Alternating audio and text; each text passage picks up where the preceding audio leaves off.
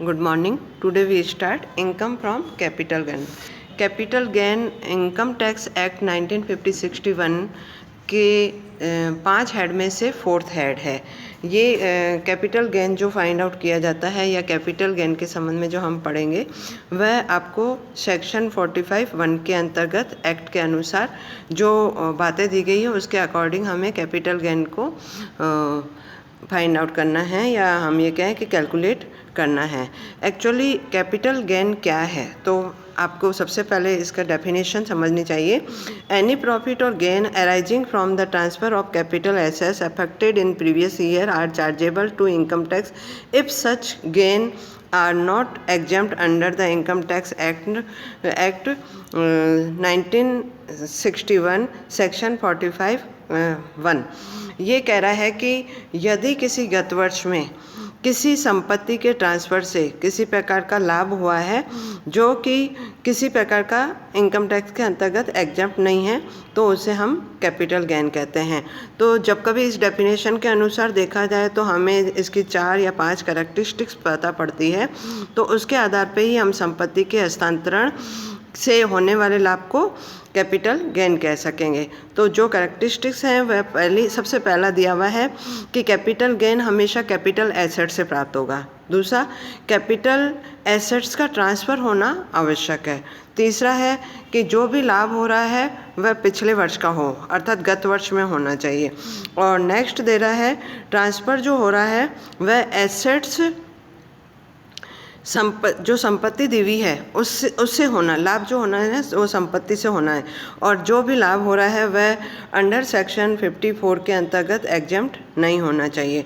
तो ये पांचों बिंदु यदि हमारे किसी भी एसेट्स के ट्रांसफ़र से प्राप्त होती है तो जो भी ट्रांसफ़र से होने वाला लाभ है वह कैपिटल गेन माना जाएगा। इसी प्रकार से कैपिटल गेन के लिए आपको एक डेफिनेशन दी है अकॉर्डिंग टू सेक्शन 214 के according capital assets means property of any kind held by assessee whether or not connected with business or profession.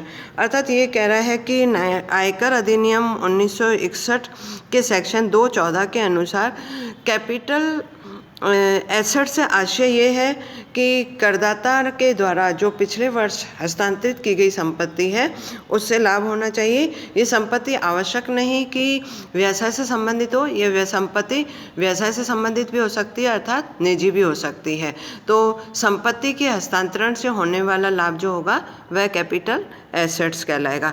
लेकिन कुछ अपवाद हैं जिसको कि हम कैपिटल एसेट्स में शामिल नहीं कर सकते। सबसे पहला दिया हुआ है stock and trade. Stock and trade का मीनिंग होता है कि यदि बिजनेस के अंतर्गत हमारे पास किसी प्रकार का कंज्यूमेबल स्टोर्स पड़ा है, तो ऐसी स्थिति में जो कंज्यूमेबल स्टोर्स है या रॉ मटेरियल है तो वह उससे जो लाभ होता है वह इनकम फ्रॉम बिजनेस के अंतर्गत शामिल किया जाता है, वह कैपिटल एसेट कैपिटल गेन के अंतर्गत शामिल नहीं किया जाएगा।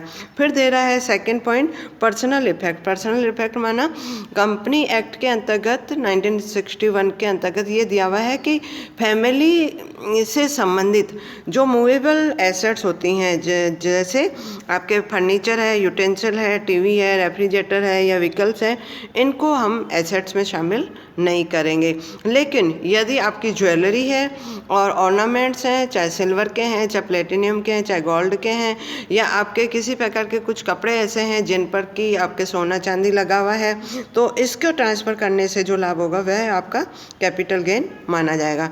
नेक्स्ट पॉइंट आपको कह रहा है rural agriculture land. Rural agriculture land का अर्थ होता है कि भारत के अंतर्गत जहाँ भी ग्रामीण क्षेत्र में यदि आपकी ज़मीन है रूरल एग्रीकल्चर लैंड है तो वह आपकी कैपिटल एसेट्स में नहीं शामिल करेंगे, चाहे उसका हस्तांतरण किया जाए चाहे नहीं किया जाए। लेकिन आप ये देख सकती हैं कि रूरल के अंतर्गत जो एग्रीकल्चर लैंड है उसमें कौन कौन सी लैंड शामिल की गई है।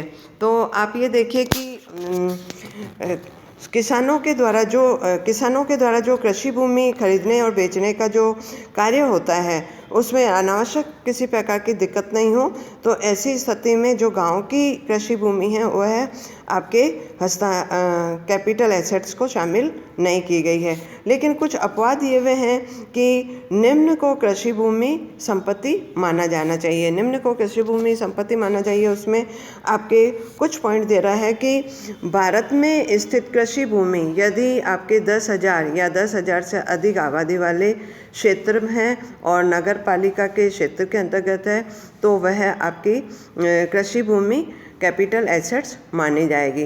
फिर आपको कह रहा है कि यदि आपके ये अधिनियम कह रहा है कि यदि नगर पालिका की सीमा से 2 किलोमीटर के अंदर हो और 10,000 से अधिक जनसंख्या वाला स्थान हो और किंतु 1 लाख से कम जनसंख्या वाला स्थान हो, तो ऐसी स्थिति में भी वहाँ की ज़मीन जो होगी वह आपकी कृषि पूंजी संपत्ति कहलाई जाएगी।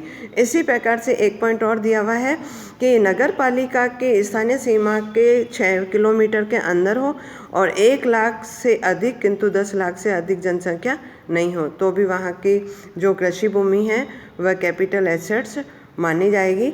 और तीसरा आपको दे रहा है कि नगर पालिका सीमा से 8 किलोमीटर के अंदर हो किंतु वहाँ की जो पॉपुलेशन है वह 10 लाख से अधिक है, तो ऐसी स्थिति में जो ज़मीन होगी या कृषि भूमि होगी वह भी आपकी कैपिटल एसेट्स मानी जाएगी। अब आपको ये नेक्स्ट पॉइंट जो दिया रहा है कि कुछ बॉन्ड होते हैं, गोल्ड बॉन्ड होते हैं या स्पेशल होल्डिंग बॉन्ड होते हैं, वह आपके कैपिटल एसेट्स में नहीं आते हैं, क्योंकि उसका मुख्य रीज़न ये है कि वो जो बॉन्ड्स हैं वह रिडीमेबल हो चुके हैं, तो ऐसी स्थिति में वह तो एसेट्स में नहीं आते हैं और न ही उन पर किसी प्रकार का टैक्स लगता है। तो वो जो आपके हैं, मैं आपको पढ़ के बता रही हूँ। 6.5 गोल्ड बॉन्ड 1977, 7% गोल्ड बॉन्ड 1980, और फिर आपको कह रहा है national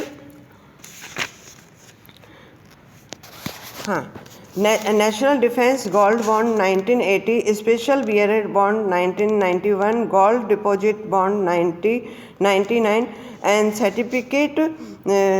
certificate issue under the gold monetisation scheme 2015। तो ये जो 6 पॉइंट दिए हुए हैं, इन 6 पॉइंट में से जो 5 पॉइंट हैं वो रिडीमेबल हो चुके हैं। ऐसी स्थिति में इसे कैपिटल एसेट्स नहीं माना गया है।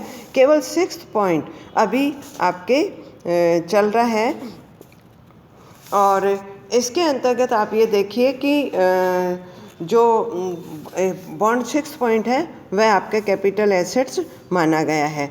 और इसके बाद में आपका नेक्स्ट पॉइंट आता है assets which are treated as capital assets. कौन सी संपत्तियां हैं जो कि आपके कैपिटल के रूप में मानी जाएंगी। सबसे पहले आपको दे रहा है जो भी है बिल्डिंग, फिर land including urban agriculture land, plant, machine, gold, jewelry, precious stone and ornaments, all securities, share, debenture and bond, intangible assets and archaeological collection, drawing, painting, और ये सारे, तो इन सबको आप क्या करेंगी, कैपिटल एसेट्स मानेंगे। अब आपके नेक्स्ट पॉइंट आता है कि transfer of capital assets. Transfer of capital assets मतलब ट्रांसफ़र किससे कहेंगे। ऐसे नहीं कि आपने अपने ब्रदर को कोई गिफ्ट दे दी या आपने अपनी बेटी को गिफ्ट दे दी तो उसे ट्रांसफ़र माना जाए, नहीं। ट्रांसफ़र के लिए भी आपको इनकम टैक्स एक्ट का सेक्शन 247 बताता है कि ट्रांसफ़र में क्या क्या शामिल है। तो सबसे पहला पॉइंट दे रहा है, ट्रांसफ़र का मीनिंग है सेल, एक्सचेंज एंड अदला बदली या त्यागना, सेक्रीफाइस करना। सेकंड पॉइंट आपको कह रहा है कि संपत्तियों के अधिकार को समाप्त करना, संपत्ति का किसी कानून के अंतर्गत अनिवार्य ग्रहण करना, संपत्ति को स्टॉक के रूप में परिवर्तन करना और संपत्ति का कब्जा देना, बीमित संपत्ति का नष्ट होना, साझेदारी फर्म में संपत्तियों का अगर वितरण कर दिया जाता है या डिस्ट्रीब्यूशन कर दिया जाता है तो ये ट्रांसफ़र कहलाएगा। नेक्स्ट आपको और भी पॉइंट दे रहे हैं, इसमें पॉइंट लिखे हुए हैं। फिर आपको कह रहा है कि खान के संबंध में पट्टे को प्रीमियम पर प्रदान करना, फिर 0 कूपन बॉन्ड का शोधन हो जाना। तो कहने का अर्थ है कि ये सारे के सारे आपका क्या है, ट्रांसफ़र के अंतर्गत शामिल किए जाएंगे। अब ट्रांसफ़र किसे नहीं माना जाए, इसके संबंध में भी आपको पॉइंट दिए हुए हैं। तो ट्रांसफ़र नहीं मानने का है कि एचयूएफ में जैसे हम डिस्ट्रीब्यूशन करते हैं संपत्तियों का, तो उससे ट्रांसफ़र नहीं मानेंगे। इसी प्रकार से यदि कोई गिफ्ट दिया जाता है या वसीयत के अंतर्गत या ट्रस्ट के अंतर्गत संपत्ति का हस्तांतरण होता है, तो उसे हम ट्रांसफ़र नहीं मानेंगे। इसी प्रकार से यदि एक होल्डिंग कंपनी है और वह अपनी सहायक कंपनी को किसी प्रकार, अगर सूत्रेदारी कंपनी अपनी सहायक कंपनी को संपत्तियों का हस्तांतरण करती है या अंश प्रदान करती है, तो वह हस्तांतरण नहीं माना जाएगा। इसी प्रकार से आपके बहुत सारे पॉइंट दे रहे हैं, या हम ये कहें कि किसी कंपनी के ऋण पत्रों को अंशों में परिवर्तन करना, अंशों का ऋण पत्र में परिवर्तन करना हस्तांतरण नहीं कहलाएगा। इसी प्रकार से अगर आप अपनी कोई संपत्ति देती हैं, तो वह संपत्ति अगर किसी ओकेजन पे देती हैं, तो ऐसी स्थिति में हस्तांतरण नहीं माना जाएगा। इस प्रकार से आपके खूब सारे पॉइंट दिए हुए हैं, आप पढ़ के देखिएगा, तो उनको अपन हस्तांतरण नहीं मानेंगे। फिर आपको कह रहा है कि capital assets be transferred in the previous year. जो पूंजी संपत्ति का हस्तांतरण है वह गत वर्ष में होना चाहिए, तभी वह उससे प्राप्त होने वाला लाभ कैपिटल गेन माना जाएगा, अन्यथा नहीं माना जाएगा। तो आवश्यक है कि हम 2020-21 के लिए कर योग्य कैपिटल गेन अगर असेसमेंट कर रहे हैं, तो हमारे लिए आवश्यक है कि कैपिटल का जो ट्रांसफ़र होना चाहिए वह 2019-20 में हुआ होना चाहिए।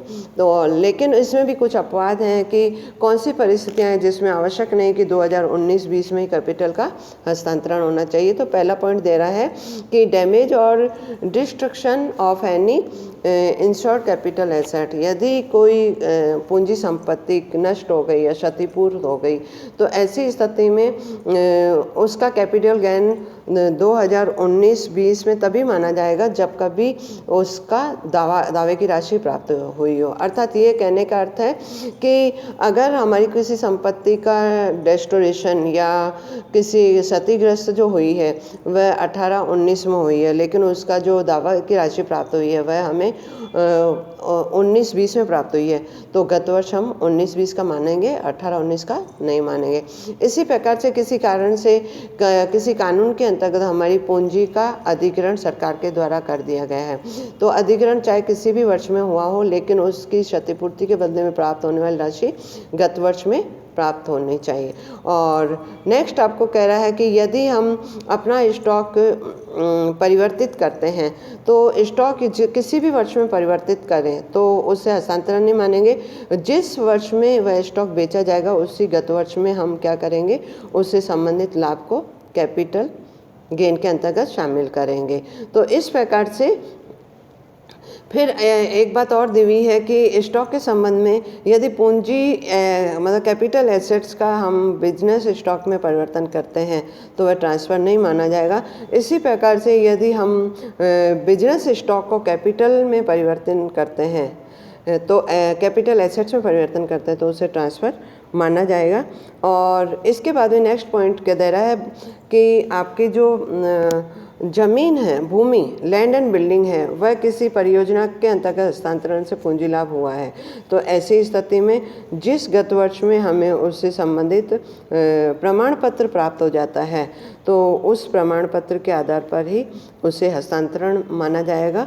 और अगर हमने उससे पूर्व यदि हमने उस परियोजना के अंतर्गत वह लैंड एंड बिल्डिंग हस्तांतरित की गई है, तो उसको कैपिटल एसेट्स का ट्रांसफ़र नहीं माना जाएगा। और इसके बाद में आप लोगों के सामने मैं एक चीज़ और लेके आ रही हूँ, type of capital assets. Type of capital assets माने कैपिटल एसेट्स दो प्रकार की होती है, long term capital assets and short term capital assets. तो हम लॉन्ग टर्म कैपिटल एसेट्स पढ़े, उससे पहले शॉर्ट टर्म कैपिटल एसेट पढ़ लेते हैं, क्योंकि शॉर्ट टर्म कैपिटल एसेट्स में आपको कुछ पॉइंट दिए हुए हैं। सबसे पहला शॉर्ट टर्म कैपिटल एसेट्स किससे माना जाए, ये आपको दे रहा है डेप्रिसिएबल एसेट्स। अर्थात यदि कोई संपत्ति जो डेप्रिसिएबल है सेक्शन 32 के अंतर्गत, तो वह एसेट्स चाहे कितने भी लंबे समय से क्यों नहीं चल रही है, वह आपकी शॉर्ट टर्म कैपिटल एसेट्स में ही कहलाएगी। उसके अंतर्गत टाइम बेसिस इग्नोर किया जाता है। सेकंड आपको कह रहा है नॉन डेप्रिसिएबल एसेट्स, अर्थात नॉन डेप्रिसिएबल एसेट्स में सबसे पहला पॉइंट आता है कि कुछ इन्वेस्टमेंट जो कि आपके चाहे लिस्टेड स्टॉक एक्सचेंज में शेयर है या प्रेफरेंशियल शेयर है, और इसी प्रकार से Indian unit trust of India में लिस्टेड यूनिट्स हैं, इसी प्रकार से लिस्टेड यूनिट्स जो दिए हुए हैं। इसके बाद में आपको दे रहा है कि यदि किसी रिकॉग्नाइज स्टॉक एक्सचेंज में लिस्टेड डिबेंचर बॉन्ड या गवर्नमेंट सिक्योरिटी है या फिर अन्य कोई लिस्टेड कोई ऐसा सिक्योरिटी है, तो ऐसी स्थिति में अगर वह 1 साल से कम अवधि के लिए हमारे पास है और उसका हस्तांतरण होता है तो वह आपके शॉर्ट टर्म कैपिटल एसेट्स में शामिल किया जाएगा। और इसी प्रकार से यदि हमारे शेयर ऐसे हैं जो कि अनलिस्टेड शेयर हैं, तो ऐसी स्थिति में यदि हमारे पास 24 महीने के अंदर अंदर हमने उसका ट्रांसफ़र किया है या होल्डिंग की हुई है तो वह शॉर्ट टर्म कैपिटल एसेट्स कहलाएगा। इसी प्रकार से यदि हमने कोई ऐसी संपत्ति, ऐसी एसेट्स जो कि 1 अप्रैल 2017 के बाद में खरीदी है लेकिन उसकी होल्डिंग हमारे पास 24 महीने से अधिक नहीं रही है, तो ऐसी स्थिति में वह आपकी शॉर्ट टर्म कैपिटल एसेट्स ही मानी जाएगी। और इसी प्रकार से यदि कुछ इस प्रकार से सूचीबद्ध या असूचीबद्ध पारिश्रमिक कोष की ऋण उन्मुख यूनिट, जिसको इंग्लिश में लिस्टेड और अनलिस्टेड यूनिट ऑफ डेप्ट ओरिएंटेड म्यूचुअल फंड कहते हैं, वह 36 महीने या उससे कम अवधि में हस्तांतरित किए गए हैं तो वह भी अल्प या उसे भी शॉर्ट टर्म कैपिटल एसेट्स माना जाएगा। तो ये शॉर्ट टर्म कैपिटल एसेट्स के संबंध में विभिन्न प्रकार के बिंदु दिए हुए हैं। इसके अतिरिक्त जो भी आपकी एसेट्स होती है वह पूरी की पूरी लॉन्ग टर्म कैपिटल एसेट्स मानी जाएगी। तो लॉन्ग टर्म कैपिटल एसेट्स का केवल एक ही मीनिंग निकलता है कि वे संपत्तियां जो कि शॉर्ट टर्म कैपिटल एसेट्स नहीं हैं वे लॉन्ग टर्म कैपिटल एसेट्स कहलाती हैं। Thank you.